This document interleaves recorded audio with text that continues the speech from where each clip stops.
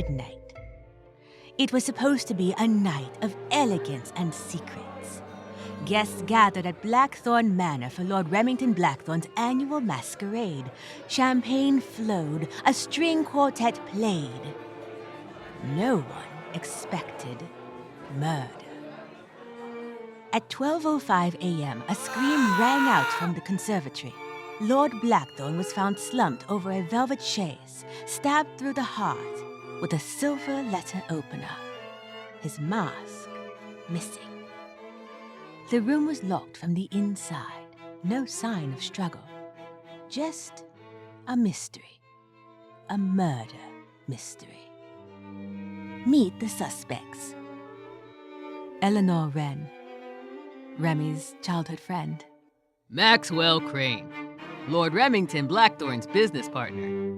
Vivienne Cross, his ex-lover, the lady in red. Julian Blackthorne, his estranged cousin. Harold Finch, the butler. Delilah Moore, just a maid. And there you have it, our list of suspects on a cold, rainy night in a locked room with clues waiting to be discovered. Will our intrepid detective be able to solve this mystery at the Blackthorne Manor?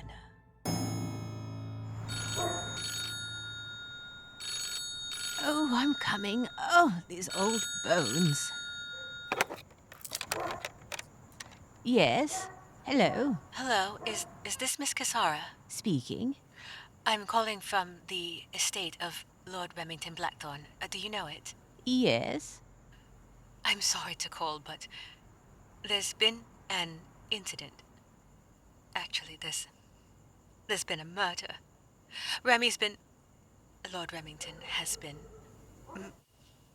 murdered. And I didn't know who to call. I didn't want to call the police, and you're said to be the best in the business. I appreciate the call, but that does sound like a matter for the police. You should call them. I know, but I wanted to avoid a scandal. Lord Remmington has been through a lot, and Please. I understand. Go on.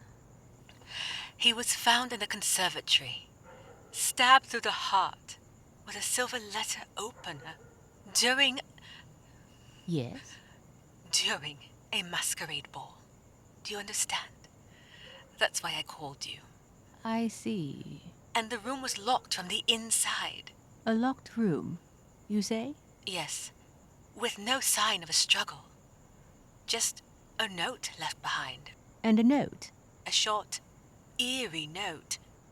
All it said was, I enter locked rooms without a key. I'm not a thief. What am I? All right, but Please, I don't know what else to do. All right. I'll be on my way.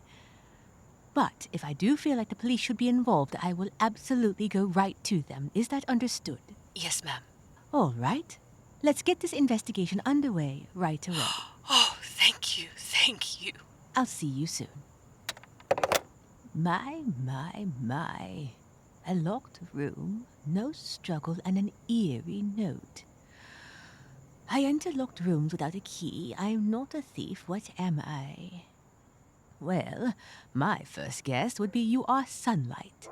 But I could be wrong. What an interesting start. Well, I guess I ought to call the good inspector. He'll absolutely want to know about this case.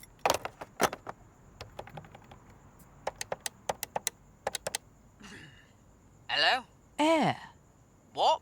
What about the answer air? Oh, it's you. To the riddle. Sunshine doesn't seem to make sense, but air. Now that would be interesting. Good evening, Miss Cassara. Inspector, there has been a murder at Blackthorne Manor. I need you to get down there and secure the scene. Get me any clues you might have. Wait, what? A murder? What do you mean? I only just got the news myself. How did you... Also, we need to be discreet. Discreet? Don't bring an army of police. Look, what are you on about? I'm not sure, Detective. But it's bound to be an interesting case, don't you think?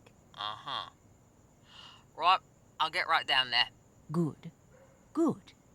Then I'll hail a taxi and I'll see you there. I ought to make him a shepherd's pie to thank him for all his patience with me. I better call a taxi.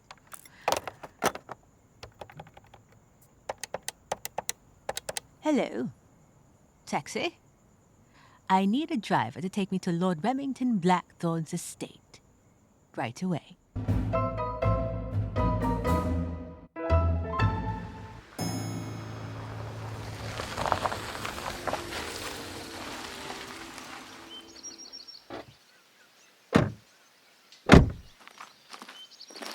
Good morning, Inspector. How are you today? Oh, good morning, Miss Casara. Doing all right? I imagine that you actually did a little reconnaissance before I got here. What did you find? Well, Miss Casara, on a preliminary search of the estate, we found footprints outside the conservatory. I went inside the house and, after a cursory glance around, found a torn draft of Remington's revised will, cutting Julian out entirely near a fireplace in one of the rooms. I see. Searching around a bit more, I found a red feather near a broken teacup in the study. Good, good. Well, I would like all our guests to wait in the ballroom. I will pull them one by one to question them a bit. Where would you recommend doing the questioning? How about the study? Excellent. While I am interviewing them, I would like you to search their rooms, their persons, if you feel necessary. Find anything out of place. All right, will do. Wonderful. I'll set up in the study. All right, let's begin. And who might you be? Maxwell Crane, Lord Remmington Blackthorne's business partner. Your name, please. Vivienne Cross, his ex-lover, the lady in red. And you? Julian Blackthorne, his estranged cousin. Ah, yes. The cousin. I remember reading about that in the newspaper. Yeah, well, it's been 2 years. He cut me out of the inheritance mess, said I was some sort of liability. Hmm? And yes, I am broke. But if you want to talk a scandal, you should talk to this Maxwell Crane. That was a scandal. I do recall hearing rumors about a business venture going wrong. Is that correct? What? Where did you... It wasn't as bad as it seemed to be made out. Well, what was your relationship with the victim like? We had disagreements.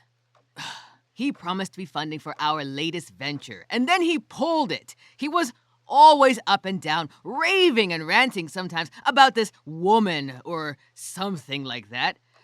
Got him twisted. Do you know this woman's name? I don't know her name. Loss or something? Got him twisted. Is that what he said? What a thing to say about a complete stranger. May I? Before we go on, that is a very stunning red dress. Oh, my dress? Do you like it? I had every feather dyed this absolutely stunning red. I wanted to make sure I came to this ball completely prepared to prove to Remmington that he made a mistake. A mistake? What mistake? What mistake? Do I look like the kind of person who can just become an ex? Did you speak to Lord Blackthorne, and when? I did. Right before the toast, he said, "Forgive me, I never got the chance to ask why." Do you know what he meant? I don't know. I didn't come for an apology. I came to make sure he knew he made a mistake. Okay, then. Where were you at midnight? Dancing. With Julian. Ask him. Dancing? I don't remember. It's not really my thing. Maybe I did. Perhaps with a woman in red? There was a woman in red, yes. I might have danced with her a bit. How long had it been since you saw Remmington? 2 years. 2 years since I last saw him. He cut me out of my inheritance and then forgot about me for 2 years. And then out of the blue, he sends me a message to come attend his annual masquerade ball. Do you know why? I don't know why. I don't know why. Maybe he wanted to talk it out. Did you have contact with him during the masquerade? Yes. We shared a drink. Then he walked away mid-sentence. He walked away mid-sentence like he was distracted or pulled away, and I was back to being nothing. Penniless, working odd jobs to make sure I could pay rent. I'm sure that Crane understands what I'm feeling now. Maybe he sees what I see. The way Remmington will leave you desperate for money. I'm what? Desperate for money? I am not desperate for money. I am Maxwell Crane. Where were you at the time of the murder? I stepped outside to take a phone call. Did you walk around to the window of the conservatory? I don't think I did. It looks like muddy footprints were found outside the conservatory, and it looks like they are your shoe size. And you have a bit of mud on the side of your shoe. Maybe I walked the perimeter. It was an important phone call that I needed to take, and I wasn't really paying attention. Shouldn't you be out finding better clues? Or even better yet, isn't it always the butler who did it? Harold Finch, the butler. You are certainly the one person in this house who would know the manor inside and out. Thank you, Mom. So, between you and me, do you know of any secret passageways? I know every board in this house, but I never go where I'm not welcome. Just a bit of fancy, I'm sure. Sir, you have a bit of cloth sticking out from your inside jacket pocket. Oh? Ah, yes. Thank you. A silver cleaning cloth I use to clean the silverware in the house. I see. Now, did you hear or see anything unusual before the murder? Only that Lord Blackthorne asked all staff to stay away from the conservatory that night. No reason was given. Very few of the staff were needed for the masquerade ball, and primarily, most of the staff remained in the servants' area or the ballroom. And the main ones in the ballroom were myself and the maid. Miss, it's all right. Just tell me your name. Delilah Moore. Just the maid. Are you all right? Do you need some tea? I can have some tea brought in. No, that's all right. I'm just a bit nervous, that's all. Please relax and take a seat. You do look uneasy, Delilah. Is there something bothering you? I heard someone arguing with the master in the study. Just before the scream. Just before the scream at midnight. Or specifically, 12:05. Yes. Could you recognize the voice? I'm not sure. But someone said, it's all going to come out. And then I ran. There, see? Just a few questions and it's all done. You are free to go back to the ballroom. Thank you, ma'am. Miss, you dropped this. Oh, this is a cufflink? Do you wear cufflinks for your maid outfit? No, ma'am. I don't know. It's not mine. Where did you find this? I'm not sure. Maybe. Perhaps I found it while I was cleaning. Or maybe when I was standing outside the study. I'm sorry, I don't remember. All right, it's all right. I would like to hold on to this if you don't mind. You can go back to the ballroom. I just hope she's all right.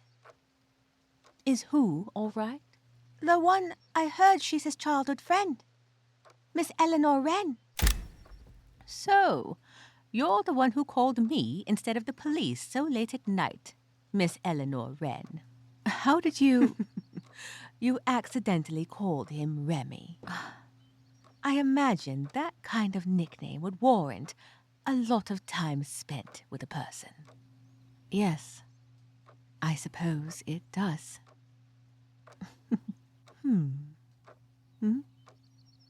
You are a quiet one. Always watching, always observing. Yes, Remy used to say the same thing. So, tell me, where were you during the masquerade? I stayed near the back of the ballroom most of the evening, just watching, listening, just like always. Just like always. Did you speak to Lord Blackthorne? I did, throughout the evening. At one point, he asked if I remembered the lake. I nodded. He looked haunted. Close, were you? Yes. Very. I understand. I am terribly sorry for your loss. Thank you. For now, while I continue to investigate, why don't you head back to the ballroom? I will confer with you later. And if you see the good inspector on your way there, can you send him to me, please? Yes, ma'am. Oh, Excuse me, Inspector. By your jaunt, I expect you found some interesting things. Oh, a couple things here and there. I just came from that young lady's room, Eleanor Wren, and I happened to find in her luggage a hidden photograph of Lord Blackthorne and a young lady by a lake with the lady's face scratched out. Oh my, how violent. What do you make of that? Oh, I don't know yet. It is interesting, though. Right. Well, while searching the manor's library, I discovered a torn painting above the fireplace. And do you know what I found behind it? What? A narrow slit carved into the wall. You don't say. I found this letter inside it, sealed years ago by the looks of it. The wax is cracked, the ink is faded, but it is still legible. Take a look. You were the only one who knew. I trusted you. But now it's gone too far. If the truth ever comes out, we're both finished. Some faded markings, and an N. I wonder what truth could warrant murder. There are clearly some missing gaps here. I would like to have a long talk with the one person I believe had nothing to do with this case. Who? The butler. Hello, Harold. I have a few questions about the goings-ons in the estate and the manor itself. Do you mind? No, ma'am. Firstly, I would like to know about this business partnership between Lord Blackthorne and Maxwell Crane. How soon did it start? I recollect that it started about 1 year ago. I understand and respect the housekeeping staff's responsibility to not overhear the goings-ons in the manor. Maybe with one exception. But as this is a murder investigation, I will need you to tell me things you might have overheard at any point. Is that understood? Yes, ma'am. Good. I would like to know, if you can, why Lord Blackthorne pulled the funding from Maxwell Crane last minute. Well, it turns out that Maxwell Crane was siphoning money. Siphoning money? Yes, ma'am. I don't know all the details, but money was not where it was supposed to be, as I understand it. It was being sent somewhere else. I see. And would you happen to know where the money was being siphoned to?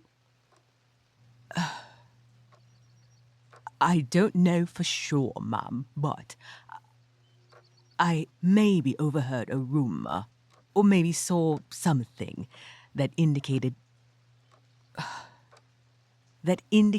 Julian. Julian? you mentioned Maxwell Crane twice. Did I? Yes, you did. I found that very fascinating.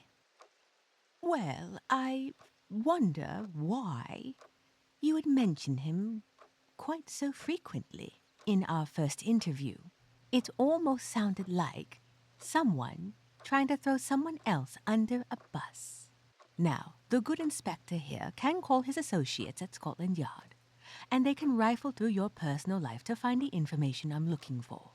Or you can tell me how you know Maxwell Crane now, and what your scheme was.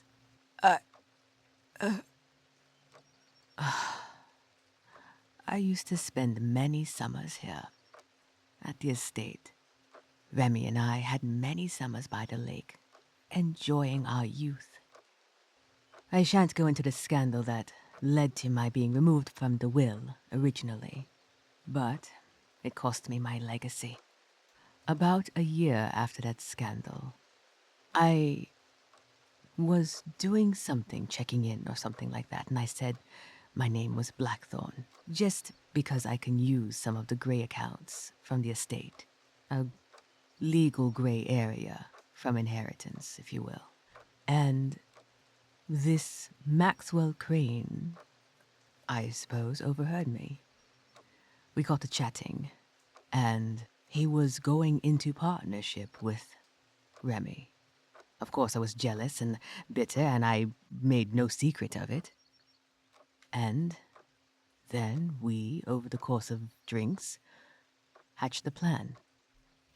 He would set up a shell corporation, and we would siphon money through that, and I would take my cut. I would use the Blackthorne name to push for accounts to be opened, to start projects. I would tap into the Grey account to finance the setup. As my cousin and Maxwell started to create legitimate projects, Maxwell would inflate the invoices. At the time, since Max was a trusted partner, and I was the one who vouched and secretly brought the contractors, Remmington didn't really question it. At first. In one of the more recent projects, Maxwell Crane got greedy. I said we needed to skim a little at a time to remain under the radar. But he wanted more, and thus we got caught. And my dear cousin sent me a letter inviting me to the masquerade ball, of all things, to discuss our problem and to cut me off. Despite everything, he was the last of my family, the last person to even recognize me as family. How did you get the will? One of the first things I did when I got here was to try to find access to my cousin's study, where I'm sure he held the will. I arrived yesterday and got settled into my room. Periodically, I would try to go into the study to search for things, but I would always get interrupted. And so I started chatting up the maid, Denise or something, and convinced her to try to find the will. Once I got a hold of it, I looked at it and tore it up and threw it in the fireplace. After that, I returned to the party. And that's the whole of it. My whole sordid secret. Thank you, Julian. I am here to solve a murder. As far as the other thing is concerned, that's up to the inspector. But for now, you can go back to the ballroom. Thank you.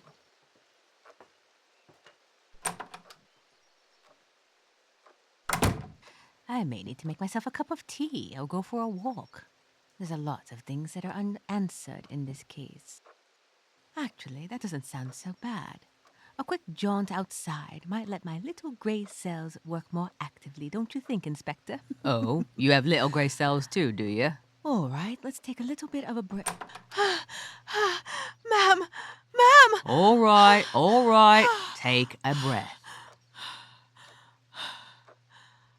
I was ever so nervous while waiting in the ballroom that Mr. Finch, the butler, told me that I could go about my duties, cleaning and all that. And so I did. I went and cleaned and straightened up, and then in one of the velvet drawers I was cleaning, I uncovered this photo. How interesting. Look, Inspector. It's a photo of Lord Blackthorne by the lake with a woman beside him. And her face is also scratched out. It gave me a right fright, it did. I'm sure it did. Thank you. You did very well for bringing this to us. Thank you, Mum. Now, a quick question. Do you remember the cufflink you found?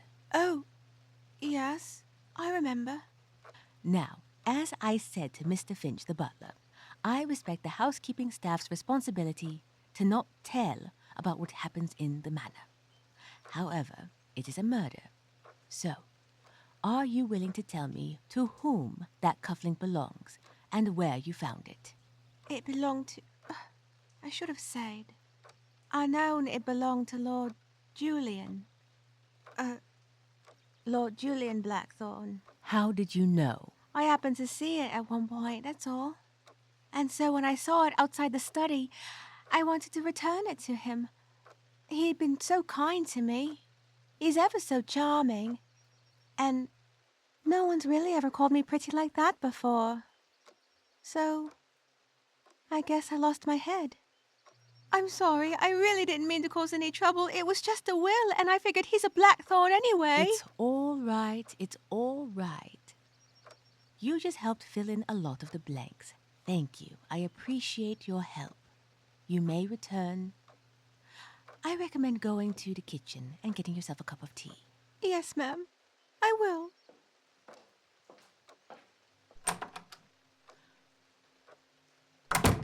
Well, Miss Kisara, who does that leave us with then?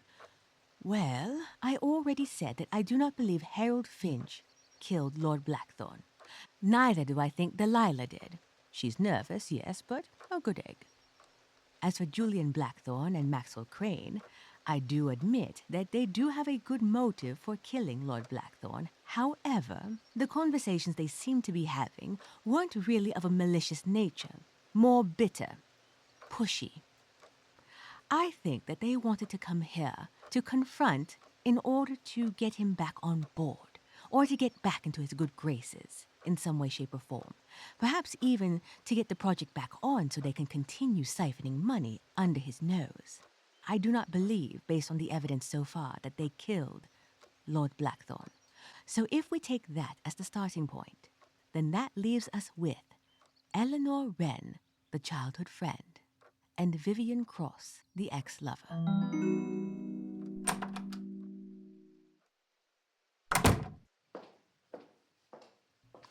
Hello? Oh, hello, Vivienne. Hi, yes, I was just wondering... I'm going to get some tea. Did you want some? You can walk with me. Fine, yes, I'll walk with you. I was just wondering how long this was going to take. However long it'll take to find the killer, dear. Well, I didn't kill him. I'm making some Earl Grey. Would you like some?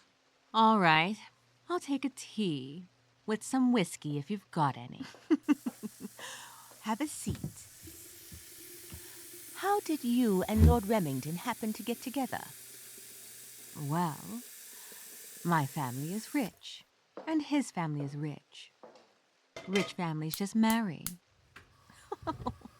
Isn't that the truth? But come now, dear. How did you two really meet? My family and his family sometimes had business dealings, and I would visit this estate with my father on one of those business trips. So I got the chance to meet Eleanor and Remy in this house every blue moon. Not enough to make it friend-like like Eleanor has, but enough to at least have a minor acquaintanceship. And you know how it goes. As we get older, wealthy families marry in order to keep the wealth in the family. And so it was with mine. I was to be with Remmington, and the family would get the money. Still, I did enjoy the company of Remmington. He was delightful. Thank you. Besides, I could have had worse. Indeed, you could have ended up with Lord Kittylighter.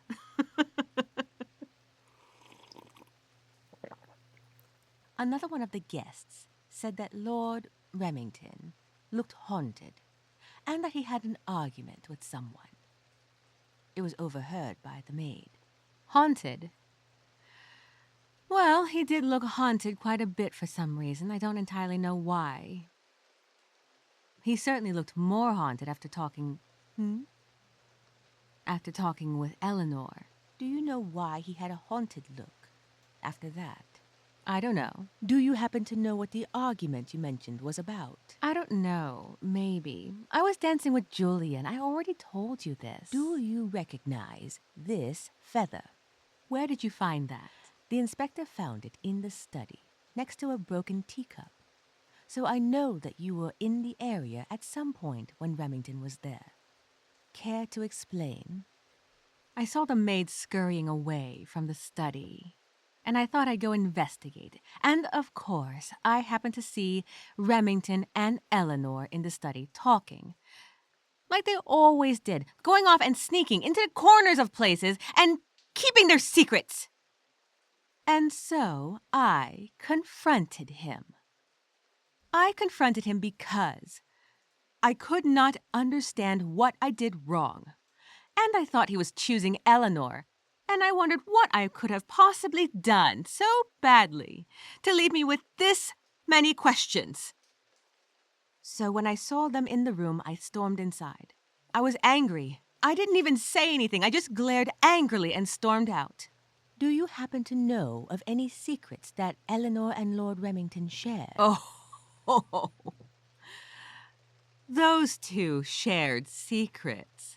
And despite being mine, I was not privy to any of them. Are you aware of a lake? The lake, yes. It was Lord Remmington's favorite spot, but he did not take me to it that frequently. Not nearly as much as Eleanor, or the other one. The other one? What do you mean? There was another friend, I believe, but I only met them once or twice. I believe one of them was an insignificant argument, but that's really it. Other than that, I know nothing about her. Interesting. Another part to a secret. So, to answer your question, Miss Kisara, I honestly don't know why he said what he said to me. Whatever the secret is they are hiding, I was not privy to it. And if his statement was an apology, then this hurts even more because I will never know for what I needed to forgive him. Just find who killed him. Oh, excuse me. What did you say to her? I didn't say anything, Inspector. Her own heart spoke for her. She might be the most innocent victim of this whole ordeal. What? Really? Well then, that just leaves one. Yes, Miss Eleanor Wren. We must talk to her. But first, I have one loose end I need to fill. I need you to search the study and find me anything regarding this lake. Miss Kisara, you will not believe what I found. I am on pins and needles, Inspector. Well, I was rummaging through the study, like you said, and decided, let's just go for it. So, I decided to check for secret compartments in the desk, 'cause rich manner, secret compartment. Why not? I ran my fingers along the curved edges, and something about the worn wood felt off. And then I noticed a small, barely visible notch near the back of the right drawer, and I pressed it, and there was a soft click. After I clicked it, a small drawer slides out just enough to reveal a hidden panel beneath with a false bottom. I lift the panel, and I find a velvet-lined box. And look what I found inside. A silver locket engraved with the initials E.N. It's got to be Eleanor's, right? Well, I opened the locket and found a faded photograph with 2 women in it. One with the face scratched out, and the second Who looks like Eleanor? yes, she does have a striking resemblance. And there's one more thing. I found a page for the autopsy. This is an official report that's supposed to go to Scotland Yard's autopsy. And the name on it is Eloise Blackthorne, The mother? the mother, who was supposed to have died of drowning. She also happens to be Eleanor Wren's aunt. What? Really? Yes, good inspector. In the event that you forgot, Eloise comes from the Wren estate. She is Eleanor Blackthorne's father's sister. Or was, I should say. I need to take a walk. Inspector, I'm sure there are things that you must do for Scotland Yard at this point. Please do your duty as you see fit.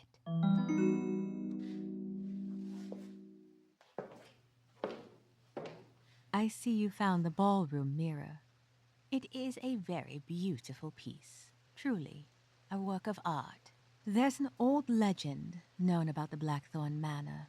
Well, known to me. My father used to tell me about it. If you stand before the ballroom mirror long enough, it won't show you who you are. It shows you what you've done. Some say the glass holds memory. I believe it reflects regret. What are you doing here, my dear? With the speed at which the inspector made a phone call and the police arrived, I imagine you must have figured it out, so there's no point hiding anymore. And honestly, I am very tired of lying.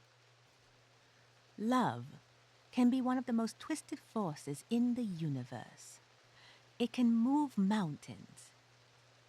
It can cause extraordinary pain. It can give one insurmountable strength. And it can cause the most heinous acts. You say you hate lying. Then let me help you unravel your truth. This house, I'm sure, has many beautiful things. This ballroom mirror, absolutely beautiful. The staircase, beautiful. In the study, there is an old desk. Beautiful piece. Late 19th century. French oak, I believe. This one happens to have compartments. Hidden compartments. Tucked behind the back drawer where most people would not think to look, but one did. One studious inspector decided to take a look and found something that someone needed to hide. Take a look. It is a locket with a faded photograph of 2 women inside. One woman is you. The other is your aunt, Eloise Blackthorne. Is it not? Yes. I'd seen that face before. Or I tried to. It's in both lake photographs, the ones that we found in your luggage and the one the maid found in a velvet drawer. All scratched out. Erased from history. I loved my aunt. She took care of us whenever we visited. Me and Remy. We would play by the lake. She always called us her 2 little hatchlings.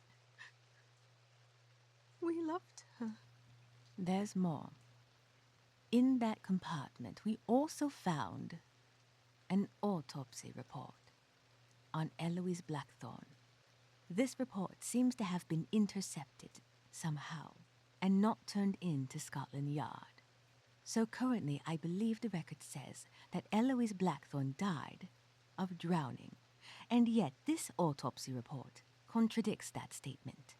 Blunt force trauma to the head. That is a violent act. Eloise must have said something to Remmington that angered him so much to commit a crime of passion. And then after the crime was committed, put the body in the lake to make it look like a drowning. And then confided everything to you to get you to help him cover up his crime. About the time that Remy was 17 or 18, Aunt Eloise tried to tell him about the abuse that the Blackthorne family inflicted on her. She made it clear that she was done and was going to go to the police. I don't think she meant to hurt him or to make him angry. I think she wanted to protect him, to prepare him. But he and I both had been convinced that she was unstable. By that time, she had been isolated for many years. I think Remy got scared and panicked. I'm sure all he could see was the legacy that the Blackthornes had set up for him, crashing down with this one. And so he panicked. He came to me and told me what he'd done, swore me to secrecy. I loved my aunt. It was so painful. You were the one who intercepted the autopsy report, somehow, to protect Remmington from a murder charge. We found one more thing. We found a letter, unsigned, but I believe was written in Eloise's hand. You were the only one who knew. I trusted you, but now it's gone too far. If the truth ever comes out, we're both finished. E, some symbols, and N. For a minute, the inspector and I thought this might be written by you some years ago, but I believe this is actually from Eleanor Wren, using her maiden name. You said that you and Remmington were both led to believe that she was mad. But I believe she tried to reach out to you and sow seeds of doubt in you. She trusted you with this letter. I don't know if it was addressed directly to you. Maybe it was addressed to Remmington, or perhaps it was addressed to the old Lord Blackthorne as a sort of possible threat in the future. But I do believe this belonged to your aunt, entrusted to you. And so I started wondering, why did she trust you? There may not be an answer for that, but it does seem that there was some trust she had in you. She did love you. And up to this point, you had protected Remmington with this secret for a long time. And tonight, you stopped protecting him. Why? Because protecting him meant erasing her again. And I couldn't do it a second time. When Remmington came to me all those years ago, soaked and shaking, he told me what happened, and I could have turned him in then, and I didn't. I loved him. I loved my aunt too, and I had to make a choice. Instead, I helped dispose of the body. I fabricated a suicide story. I even burned some of Eloise's things. I told the world she was ill. I told the world she ran away. I told the world she drowned. I told the world it's tragic. But I knew Remy had murdered my aunt. You can see, Remy's done very well for himself. And with that comes the responsibility of being a public figure. And with public figures come memoirs. Remy told me he was going to write a memoir. And in it, he was going to solidify the lie about his mother. He was going to tell the world she fell into the lake in a fit of delusion. I told him, you're painting her like a ghost story. You're erasing her. You're controlling the narrative. And he said, I'm painting her as sad and dangerous. And people love a tortured childhood. I could have killed him then. I threw my teacup. At that point, Vivienne stormed in, and I left. Later, I came back to the study, grabbed the silver letter opener. I invited him to talk in the conservatory. I stabbed him there. I left him there. The conservatory has a trick window. I jumped out and I locked it from the outside. I knew from when I was here as a child that if you jumped far enough, you can avoid the muddy patch. There's my truth, Miss Kissara. You probably could have called the police and gotten away with it. You're right. I could have just called the police. I don't know why I called you instead. Perhaps a part of me just knew that you would end everything for me. I said earlier I wondered why Eloise trusted you with this note. Perhaps she trusted you with this letter because she believed that no matter what time in history, you would believe her. You would believe her story. No matter where, no matter when, she trusts you. I would very much like to believe that, Miss Kissara. Come, the inspector is waiting.